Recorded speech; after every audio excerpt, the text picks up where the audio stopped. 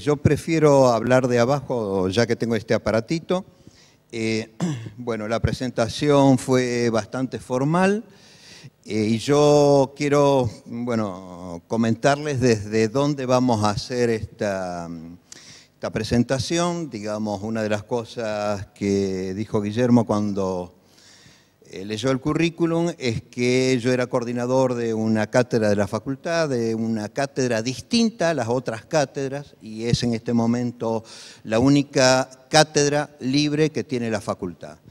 Eso le da a esta cátedra objetivos, metodología y particularidades distintas, y desde ella vamos a tratar de hablar.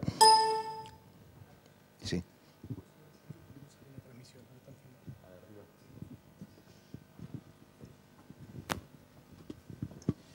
Bueno, entonces muy rápidamente, ¿qué es una cátedra libre?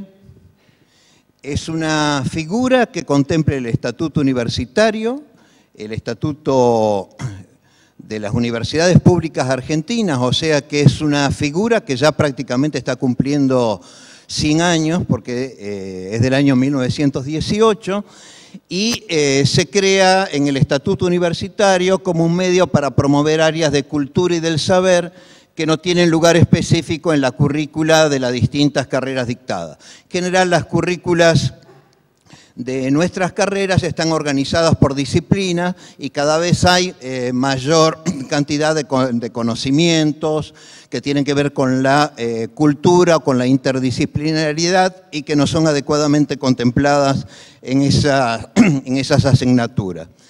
En el caso nuestro, la cátedra la crea la facultad hace un poquito más de 2 años, es la única cátedra libre, y la crea alrededor de una problemática que consideramos nosotros, por supuesto, como partícipes de este proyecto, pero también la facultad, como una problemática fundamental para la facultad, para los ingenieros agrónomos, para los ambientalistas, para los economistas, para los técnicos que salen en esta facultad, pero básicamente una problemática fundamental para la sociedad argentina. Entonces, vamos. En la historia del desarrollo, del concepto y de la problemática de desarrollo a nivel internacional, como que se pueden reconocer etapas o momentos que de alguna forma constituyen hitos, marcan un antes y un después. En este reconocimiento de cómo fue evolucionando el concepto de desarrollo a nivel internacional, hay como una primera etapa inmediatamente después de la Segunda Guerra Mundial, a fines de los 1940, en que desarrollo se asimilaba a crecimiento. Un país desarrollado era un país que crecía, que tenía un Producto Bruto Interno importante, un Producto Interno Bruto por habitante significativo, y ese concepto fue evolucionando a partir de que evidentemente eso no estaba reflejando lo que pasaba en el mundo. Como resultado de eso, los países más desarrollados eran aquellos países en que la distribución de la riqueza era realmente más lamentable. Entonces empezó a pensar que desarrollo no era solo crecimiento económico, Producto Bruto por habitante, sino que incluía otro tipo de variables. En el transcurso de 50 años prácticamente, ese concepto se fue enriqueciendo. Una década, la década de 1960, que fue la década del desarrollo en la historia de la humanidad, como consecuencia de una cantidad de cosas que quizás no se dieron por casualidad, nunca se dan por casualidad. Por ejemplo, cambios significativos en la Iglesia Católica, con 2 papas que transformaron la visión que tenía la Iglesia de lo que pasaba en el planeta y empezó a opinar críticamente con respecto al desarrollo, la Revolución Cubana, la Alianza para el Progreso del presidente Kennedy, oleadas en todo el mundo de reformas agrarias, etcétera, etcétera. Pero en la problemática internacional, recién en 1992, o sea, hace muy poquitito, desarrollo se comenzó a vincular con ambiente, con recursos naturales, con cuidado y preservación de la biodiversidad, etc. O sea que hace muy poco que empezamos a vincular lo que le pasa a la vida de las sociedades, a la vida de las personas, con lo que le está pasando a los recursos naturales. Y 4 años después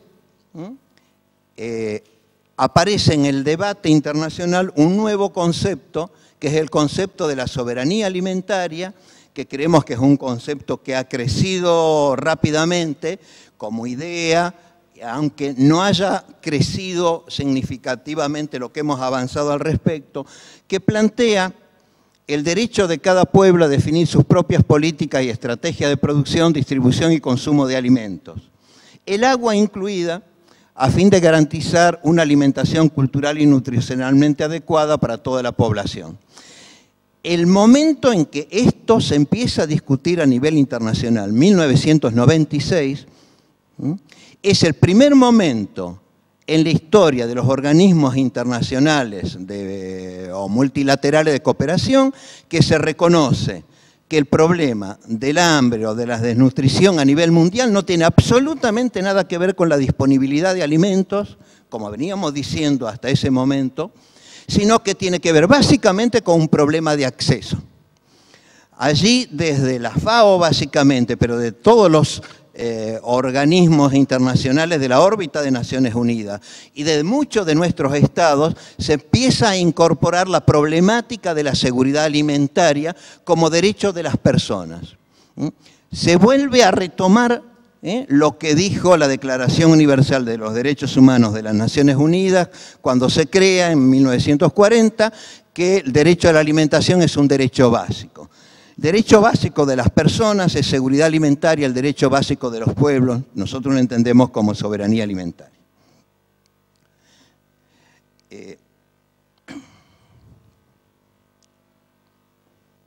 Bueno, el problema del hambre, de la desnutrición o cualquier tipo de problema que tenga que ver con la vida, con lo que pasa en la sociedad, seguramente tiene múltiples miradas. Nosotros utilizamos mucho en los cursos la vaquita que está ahí, porque entendemos que este dibujo que no es nuestro, que es original de Caloi de hace muchísimos años, a lo cual le hemos borrado lo que decía el dibujito porque nos parece más sugestivo, de alguna forma nos permite hacernos algunas preguntas. Así, la pregunta fundamental es ¿qué vemos en ese dibujo? ¿Qué está en el centro de ese dibujo? ¿No? ¿Y qué ve cada uno de los observadores en ese dibujo? Y cada uno ve de acuerdo al lugar donde está parado, ¿verdad? Que está parado de un lado ve la mancha negra y describirá a esa vaca como una vaca negra, y el que mira del otro lado la describirá como una vaca blanca. Y sin embargo, la vaca es negra y es blanca, es distinto a lo que ve cada uno. Si cada uno se pusiera en el lugar del otro, seguramente diría, ah, caramba, este es un poco distinto de lo que yo había visto antes. Más complejo, es diverso. Pero ese dibujo además sugiere otra cosa, que a veces estamos tan metidos en la realidad, tan sumergidos, que perdemos perspectiva en los análisis. Es decir, en este caso, los dos observadores de esa vaca, de ese problema, de esa realidad, están tan metidos que no tienen perspectiva. Bueno, a partir de esto, a nosotros nos parece fundamental reflexionar en que las realidades que estamos analizando son complejas, admiten diversas miradas, que nos cuesta ponernos en el lugar del otro, y que es muy difícil entender lo que ocurre en un lugar determinado, en un momento determinado, si no logramos tener alguna perspectiva, ¿no? Si no logramos saber de dónde venimos y hacia dónde estamos yendo. Bueno, con respecto al tema del hambre y de la alimentación, a nosotros nos parece que a esta altura hay temas que ya no tendríamos que estar discutiendo, pero que es necesario retomar y discutir porque están menos claras y son muchísimo menos conocidas de lo que muchos de nosotros desearíamos. Los muertos de hambre, los desnutridos, no son números o estadísticas. No podemos decir indiferentes que hay 800 o 900 mil millones de personas en el mundo que tienen hambre, o que hay, no sé, el 20 o el 25% de la población argentina que tiene problemas nutricionales importantes. Ese es un número, esa es una estadística, pero atrás de cada ese número, atrás de cada esa estadística, hay una persona, una familia, un niño, una esperanza, etc. Que el alimento no puede ser una mercancía más o un arma para la dominación. Y nosotros estamos acostumbrados a que el alimento sea un arma más, como puede ser un cañón, como puede ser el petróleo, como puede ser cualquier otro bien que sale del planeta. Y estamos hablando de un bien que es fundamental para que se pueda cumplir el principal derecho que tienen los seres humanos. Hablar de alimentos, alimentación, es más que sumar calorías, proteínas, grasas, vitaminas o minerales. Es hablar de la vida, es hablar del trabajo decente, es hablar de la dignidad, es hablar de los derechos. Nos parece también que los pueblos que no pueden decidir quiénes producen, cómo producen, para qué producen los alimentos y quiénes los consumen, cómo los consumen, para qué los pueden acceder a ellos, están resignando su soberanía y al resignar la soberanía están resignando su futuro. Y finalmente, y algo que yo siento en particular con respecto a nuestra facultad, a mí me parece que es absoluta y definitivamente insostenible desde el punto de vista científico que el problema del hambre en el mundo se debe a la falta de alimentos. Por eso consideramos que es un problema político y Argentina es un buen ejemplo de ello. Nos sobran recursos naturales, nos sobran capacidades, nos sobran conocimientos técnicos, nos sobra equipamiento, no estamos viviendo o saliendo de una catástrofe terrible, de una gran guerra, y sin embargo, si uno mira los últimos 100 años de la historia argentina, hubo momentos en la historia argentina en que el 20 o 30% de la población, y en algunos casos más, tuvo serios problemas alimentarios. O sea, que un país excedentario en la producción de alimentos, siempre una parte significativa de su población tuvo problemas alimentarios. Y si uno mirara a Brasil o alguno de los países vecinos, podría decir exactamente lo mismo. No es por falta de recursos, no es por falta de capacidades, este es un tema que tiene que ver con las políticas.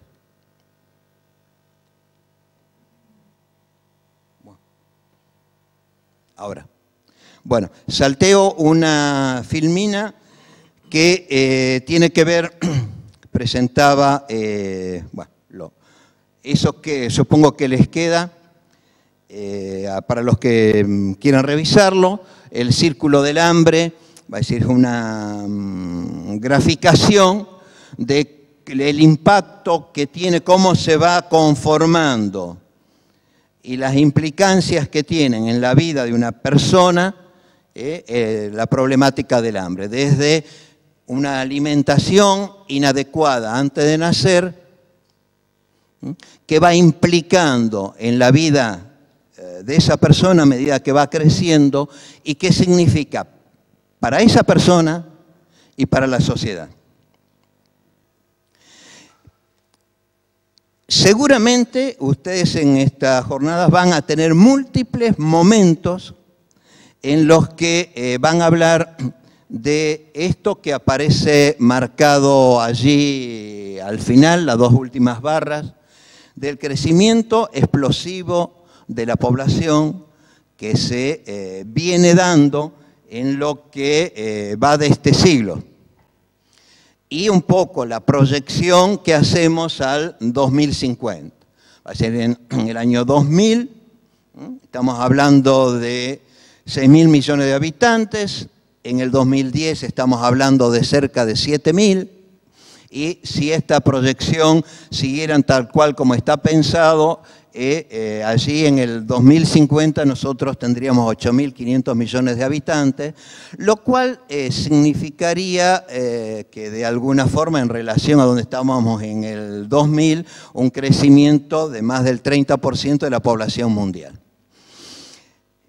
Con esta referencia, que millones más, millones menos, no es distinta a la que están haciendo todos los organismos, todas las empresas. Si la discusión ahora fuera que no éramos capaces de alimentar 2.000 millones de personas por falta de alimento, de ninguna forma estaríamos en condiciones de alimentar 8.500. Es decir, el problema de falta de alimento se agudizaría. Si miráramos la realidad desde otro lado y dijéramos, en el 2000 no éramos capaces de alimentar a 6.000 millones de personas con alimentos excedentes en el mundo,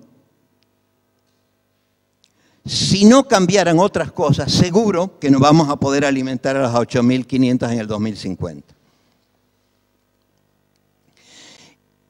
Este es pasando rápidamente estos temas porque seguro que son las cosas que ustedes van a trabajar más a lo largo de la jornada. Este es un mapa, un planiferio, donde describe la situación de desnutrición, marca la situación de desnutrición de aquellos países en que ese fenómeno alcanza más del 20% de su población.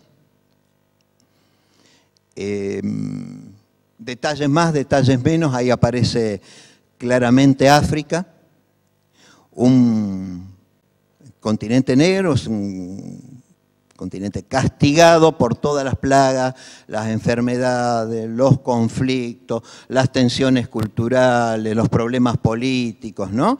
Donde el resultado del colonialismo europeo se sigue manifestando en toda su crueldad. Seguramente en ninguno de nuestros análisis aparece que nosotros le tenemos que vender o poner nuestros alimentos a disposición de África, porque no pueden pagar. Entonces, la problemática del hambre es una problemática básicamente de acceso. Bueno, a ver, si volvemos atrás, esta radiografía, esta imagen que está allí, aparece Bolivia con un porcentaje superior al 20% de población desnutrida. No es porque Bolivia no tenga recursos naturales para alimentar a su población, precisamente. Y seguramente eso pasa en muchos otros países. Bueno, esto lo paso rápido. Bueno, a nosotros nos parece que todos los análisis que podamos hacer, y después va a haber otra imagen parecida, esto uno podría seguramente hacer más de una mirada de esto. Allá están los autores de este diseño, el osito panda con las siglas correspondientes, donde lo que pone a consideración es que hay en el mundo aproximadamente 1.000 millones de productores, hay 7.000 millones de consumidores, pero entre esos productores y esos consumidores se produce algo muy, muy importante que es fundamental para entender este problema del hambre y la alimentación. Hay aproximadamente 100 compañías que controlan el 25% de la comercialización y transformación de los alimentos, y entre 300 y 500 compañías controlan el 70%. Y ese evidentemente no es un dato secundario. Luego, esta copa que se usa mucho,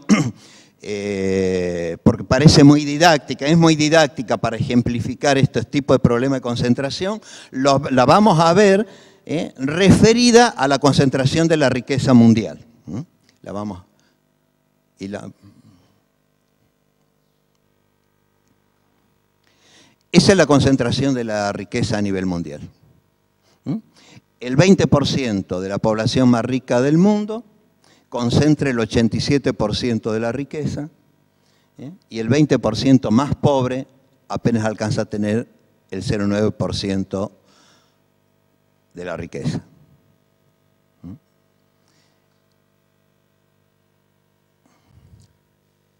Bueno,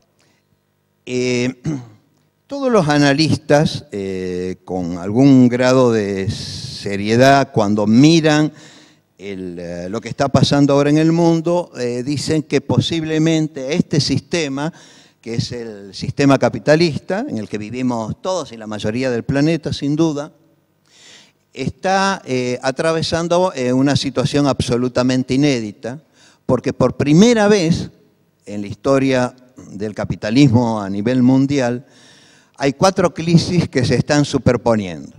Es decir, hubo momentos en que hubo crisis energética, hubo momentos en que hubo crisis alimentaria, hubo momentos con crisis económicas y financieras, digamos, la crisis del año 29 y 30 fue muy importante, explicó grandes cambios y grandes transformaciones a nivel mundial, etcétera, etcétera. Bueno, ahora es la primera vez en que aparecen simultáneamente la crisis energética, la económica financiera, la alimentaria y la climática global. De la energética tenemos antecedentes, referencias, hay bastantes cosas trabajadas, de la económica financiera también. La alimentaria es relativamente nueva. Digamos, a nosotros nos parece muy loco que se esté hablando en el planeta de crisis alimentaria. Es decir, que como consecuencia del ascenso de los precios de algunos alimentos básicos, que a nosotros nos beneficia y mucho, hay amplios sectores de la humanidad que han perdido la posibilidad de acceso a los alimentos. Y los alimentos son parte de la especulación mundial. Si en algún momento fue la burbuja de las hipotecas en Estados Unidos, ahora es la burbuja de los alimentos. Con los alimentos se especula lo mismo que se especula con cualquier otro bien que tiene la humanidad, independientemente de las consecuencias que eso pueda generar. Pero lo novedoso en esto, ¿sí? Lo realmente novedoso en esto, es la crisis climática global, cuyo impacto no estamos midiendo en forma adecuada, por un lado, y por otro lado, no le estamos colocando adecuadamente en la perspectiva que hacemos de aquí al 2050. Bueno, esto Argentina, nuestra situación de producción de alimentos, ¿a cuántas personas alcanzaríamos a alimentar en nuestro país? ¿Cuántas argentinas alimentaríamos? ¿Cuántas habitantes en el mundo? Esta referencia es tomando como base exclusivamente calorías. Y dejando de tomar en cuenta que hay algunos alimentos básicos de nuestra población cuya producción ha disminuido significativamente en los últimos años.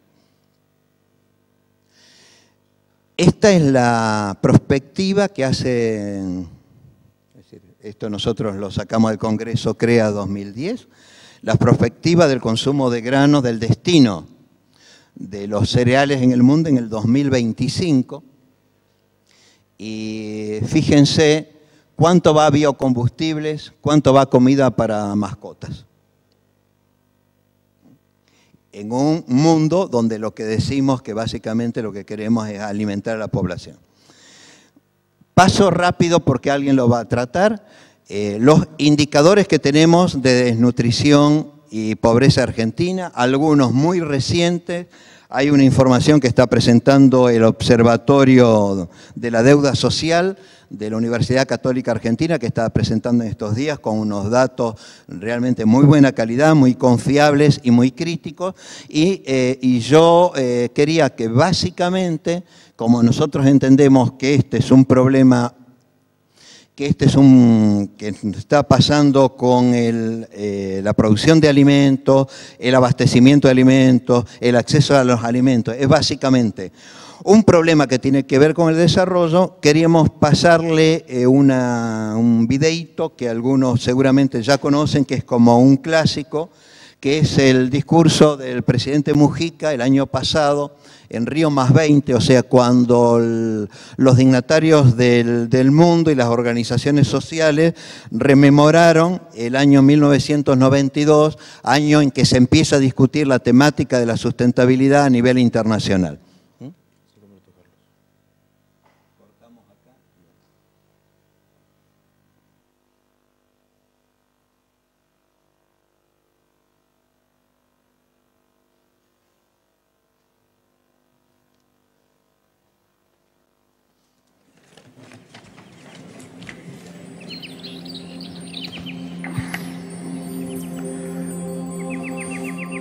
Autoridades presentes de todas las latitudes y organismos, muchas gracias. Y muchas gracias, nuestro agradecimiento al pueblo de Brasil y a su señora presidenta. Y muchas gracias a la buena fe que seguramente han manifestado todos los oradores que me precedieron. Y expresamos la íntima voluntad como gobernantes de acompañar todos los acuerdos que esta nuestra pobre humanidad pueda suscribir. Sin embargo, permítasenos hacernos algunas preguntas en voz alta. Toda la tarde se ha estado hablando del desarrollo sustentable, de sacar a inmensas masas de la pobreza. ¿Qué es lo que aletea en nuestras cabezas? El modelo de desarrollo y de consumo es el actual de las sociedades ricas. Me hago esta pregunta: ¿qué le pasaría a este planeta si los hindúes tuvieran la misma proporción de autos por familia que tienen los alemanes? ¿Cuánto oxígeno nos quedaría para poder respirar? Más claro, el mundo tiene los elementos hoy materiales como para hacer posible que 7.000, 8.000 millones de personas puedan tener el mismo grado de consumo y de despilfarro que tienen las más opulentas sociedades occidentales. ¿Será posible? ¿O tendremos que darnos algún día otro tipo de discusión? Porque hemos creado una civilización en la que estamos, hija del mercado, hija de la competencia, que ha de Paráu, un progreso material portentoso y explosivo. Pero lo que fue economía de mercado ha creado sociedades de mercado y nos ha deparado esta globalización que significa mirar por todo el planeta y estamos gobernando la globalización o la globalización nos gobierna a nosotros.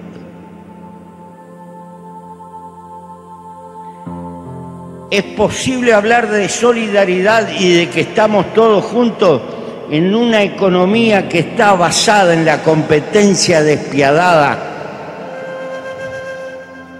¿Hasta dónde llega nuestra fraternidad? Nada de esto lo digo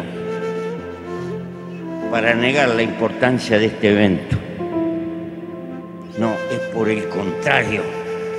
El desafío que tenemos por delante es de una magnitud de carácter colosal y la gran crisis no es ecológica, es política. El hombre no gobierna hoy las fuerzas que ha desatado, sino que las fuerzas que ha desatado lo gobiernan al hombre. Y la vida. Porque no venimos al planeta para desarrollarnos en términos generales. Venimos a la vida intentando ser felices. Porque la vida es corta y se nos va.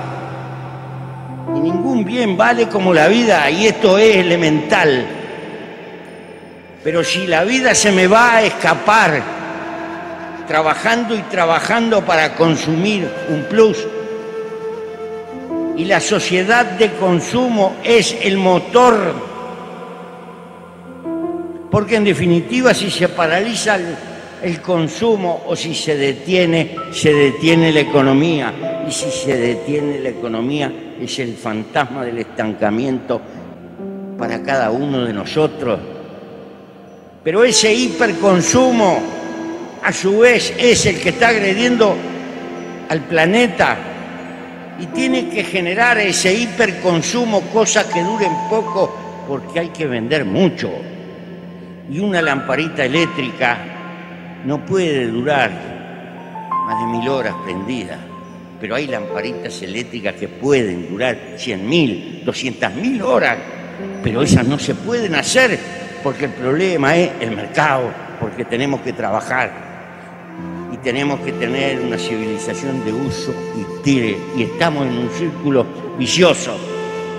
Estos son problemas de carácter político que nos están diciendo la necesidad de empezar a luchar por otra cultura. No se trata de plantearnos volver al hombre de las cavernas, ni tener un monumento del atraso. Es que no podemos indefinidamente continuar gobernados por el mercado, sino que tenemos que gobernar el mercado. Por ello digo que el problema es de carácter político. En mi humilde manera de pensar, porque los viejos pensadores definían, Epicurio, Séneca, los aymaras, pobre no es el que tiene poco, sino que verdaderamente pobre es el que necesita infinitamente mucho y desea y desea y desea más y más. Esta es una clave de carácter cultural. Entonces, voy a saludar el esfuerzo y los acuerdos que se hacen. Y lo voy a acompañar como gobernante, porque sé que algunas cosas de las que estoy diciendo rechinan, pero tenemos que darnos cuenta que la crisis del agua, que la crisis de la agresión al medio ambiente no es una causa.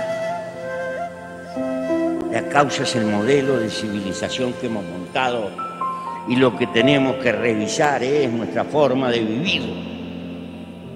¿Por qué? Pertenezco a un pequeño país muy bien dotado de recursos naturales para vivir. En mi país hay 3 millones de habitantes, poco más, 3.200.000. Pero hay unos 13 millones de vacas de las mejores del mundo y unos 8 o 10 millones de ovejas estupendas. Mi país es exportador de comida, de lácteos, de carne. Es una penillanura, casi el 90% de su territorio es aprovechable. Mis compañeros trabajadores lucharon mucho por las 8 horas de trabajo y ahora están consiguiendo 6 horas. Pero el que consigue 6 horas se consigue 2 trabajos, por lo tanto trabaja más que antes. ¿Por qué? Porque tiene que pagar una cantidad de cuotas, la motito que compró, el autito que compró, y pague cuota, y cuando quiera acordar, es un viejo reumático como yo y se le fue la vida. Y uno se hace esta pregunta, ese es el destino de la vida humana. Estas cosas son muy elementales.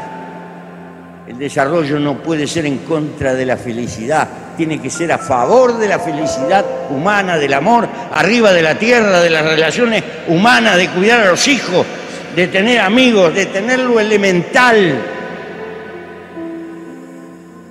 Precisamente porque eso es el tesoro más importante que tiene. Cuando luchamos por el medio ambiente, el primer elemento del medio ambiente se llama la felicidad humana. Gracias.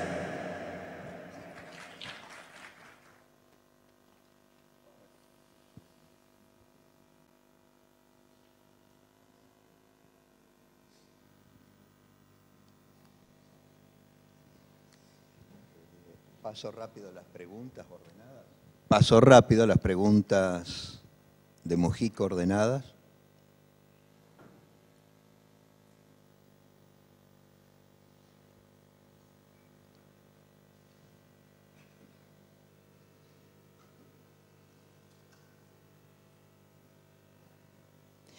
Y esto no es de Mujica, digamos, es algo que, bueno, para mí en mi vida, en mi historia fue personal y familiar, fue muy importante. Y tiene que ver con una frase muy conocida de un personaje muy importante en Brasil, el arzobispo de Olinda y Recife, Monseñor Helder Câmara. Esto es del año 60, 1960. El obispo de la región más pobre de Brasil, el nordeste de Brasil, la que sigue siendo la región más pobre. Y de alguna forma vincula los problemas concretos, inmediatos y cotidianos con la necesidad del compromiso solidario con nuestros semejantes.